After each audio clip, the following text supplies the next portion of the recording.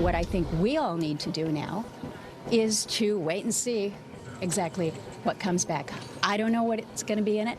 I don't know that anybody knows what's going to be in it, so I'm not going to speculate. I'm going to wait.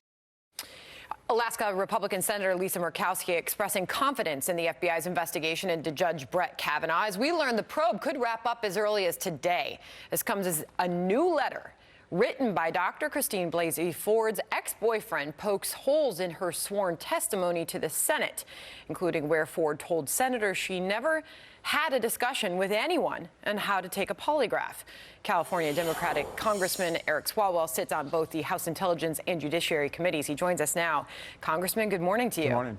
So, good morning. Thanks for having me back. What do you think about what you're hearing? And I'm sure you've had a chance to see this letter to the chairman from her ex-boyfriend that says, "Eyewitness Dr. Ford helped McLean prepare for a potential polygraph exam." And this was her testimony. Let's listen to it.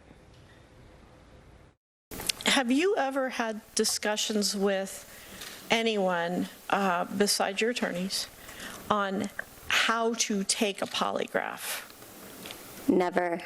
And I don't just mean countermeasures, but I mean just any sort of tips or anything like that.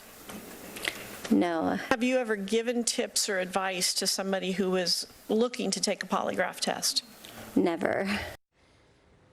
Your response?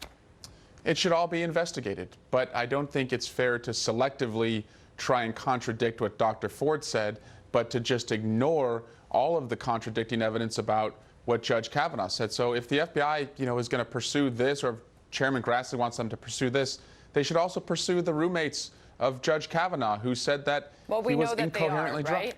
No. Many of them have said that they've reached out to the FBI. We know that the FBI is pursuing both sides, so we know that I don't think that's true. We know the investigation's ongoing, and we know that that could potentially again, I don't think that's today. True, Sandra. What do you know? Tell us.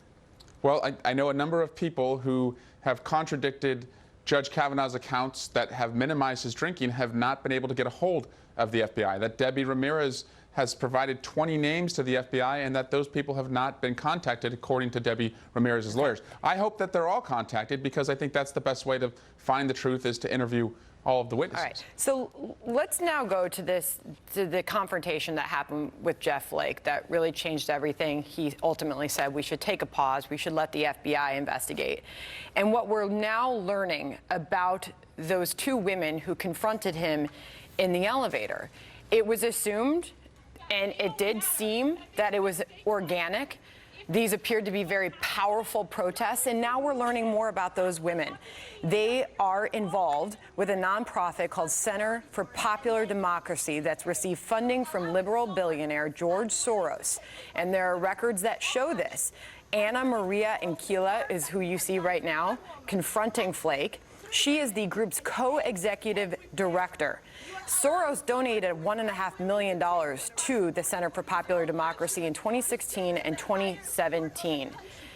How can you say this isn't political?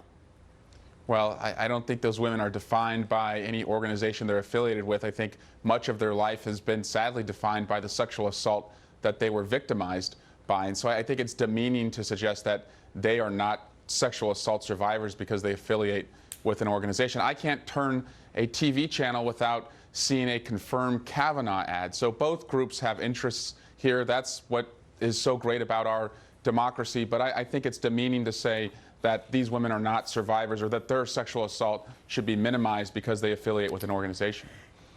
I don't know that anybody's saying that, but it's definitely information. Well, you're suggesting it's definitely information worth knowing. And about the politics of this, let's listen to Cory Booker. My hope is that just beyond the vicious partisan rancor that is going on, beyond the accusations, we don't lose sight of what this moral moment is about in this country. And ultimately ask ourselves the question, is this the right person to sit on the highest court in the land for a lifetime appointment? And then ultimately, not whether he's innocent or guilty, this is not a trial, but ultimately, have enough questions be raised that we should not move on to another candidate. So will you accept the outcome of the FBI investigation? If they're allowed to follow all of the evidence, of course I will. And the FBI is capable of conducting this investigation if they're not put on a leash. Congressman Eric Swalwell. It's a conversation everybody's having right now. We'll see if we learn anything further today, whether a vote happens this week. What are your expectations finally on that? You think this vote will happen? If the investigation is complete, they should bring it to a vote. But if it's not, there's no need to rush this. The Supreme Court should, have credible judges of integrity. That's more important than anything.